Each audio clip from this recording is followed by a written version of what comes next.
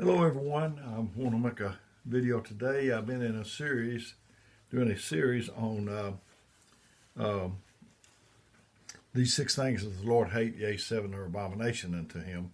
And so Proverbs 6:16 through 19 is my text in the King James Version of the Bible. And it says, "These 6 things doth the Lord hate, yea, 7 are abomination unto him, a proud look, a lying tongue, hands that shed innocent blood, a heart that devises wicked imaginations, feet that be swift, run into mischief, a false witness that speaketh lie."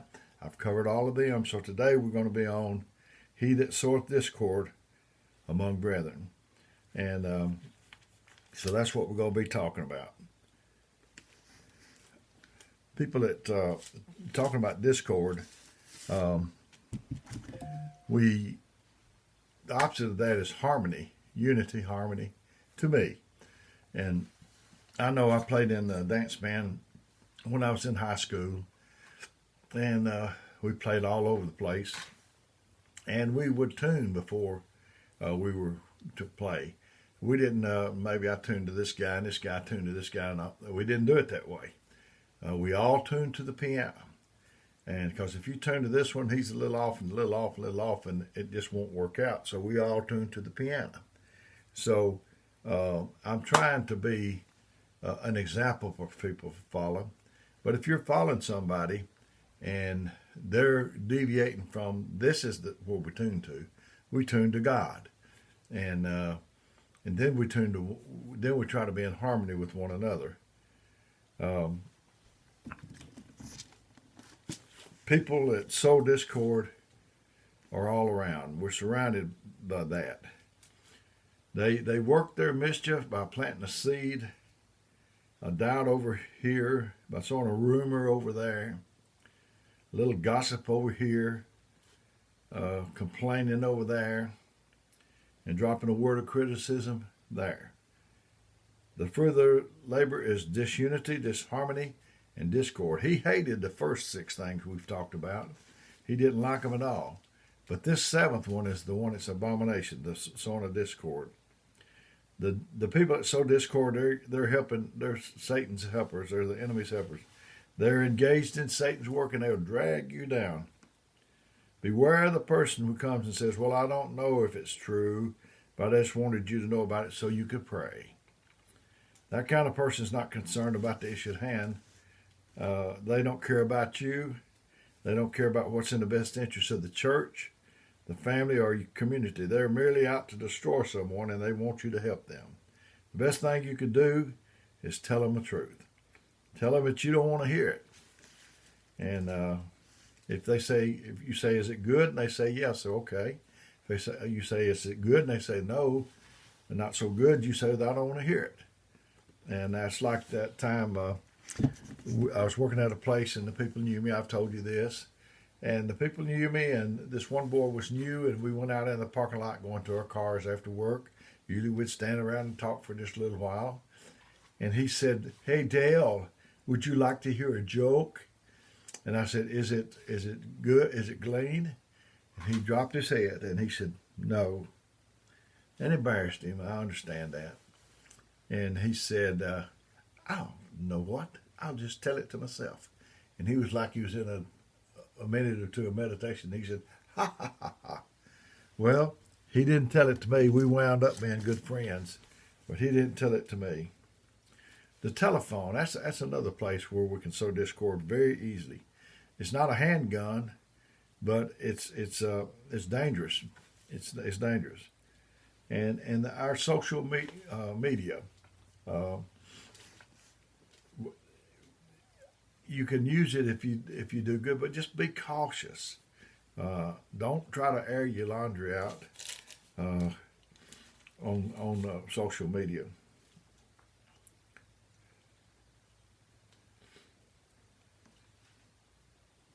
And he puts these people in the same rank as liars, perjurers, murderers, and the vilest of sinners. Be careful that you're not put in that group. The first 6 things we talked about was bad enough, but this is right in there in that group, except it's worse. It's the work of the enemy. There'll be a price to pay for anybody that sows discord, and it's not going to be good. To sow discord, to sow is to plant seeds. Discord is disagreement, argument. To sow discord is to say and do things which cause a group as a whole to distrust one another and begin to argue and then to fight. Sowing discord is something done in secret, by deceit. It's sneaky. An abomination is a thing that causes disgust or hatred. And this is the conclusion of the first 6. I love harmony. I love peace. I think that we ought to work at it as hard as we can. Just because you disagree with somebody, have a different opinion, not doctrine, but just opinion, that's no reason to have discord. I love peace. I grew up and it wasn't a lot of peace around when I was growing up, and I tried my best I made up my mind. We didn't go to church, and I didn't know about that. I didn't know I would turn out to go to church and be a minister, but I did make up my mind that I wanted peace. Some people say, "Oh, the reason I'm an alcoholic is because my dad was an alcoholic," and then the next person would say, "The reason I'm not an alcoholic is because my dad was an alcoholic." You can let that affect you either way.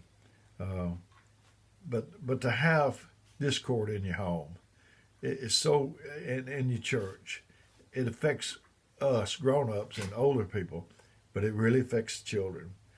People's grown up in homes where the dad, he just broke all the china in the cabinet, and now he's got to go pay for some of the stuff that he paid for originally.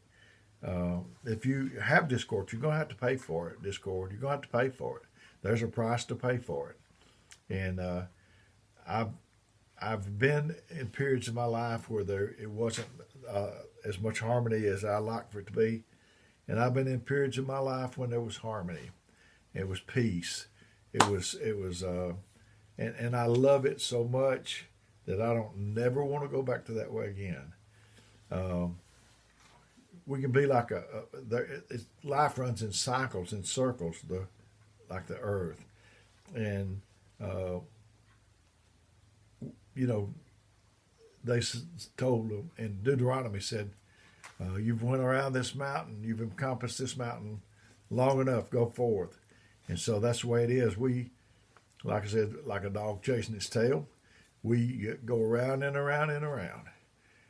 Things, it doesn't matter, it matters, but it's not life, a life issue, like leaving the lights on. Maybe one mate thinks it's supposed to, you're supposed to turn them off, and the other one thinks, well, what's $10 a month?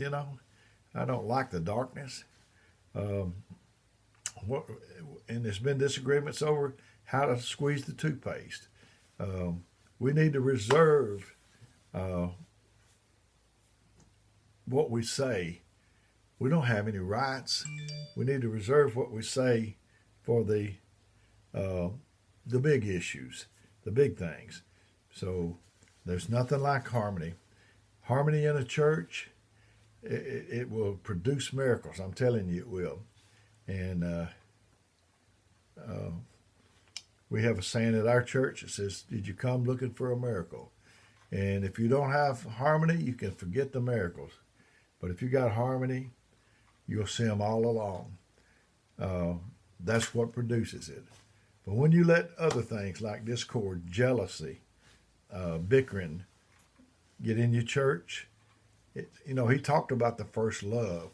If you don't have that first love in your church, it'll cause it to go down. It really will. So I hope this has made you see the seriousness of not having harmony and unity, and we ought to strive for it. How good and pleasant it is for brethren to dwell together in unity. I've enjoyed getting this to you. This completes the series. I hope you've liked it. If you have another series you'd like to me to attempt, well, let me know. And may God bless you is my prayer.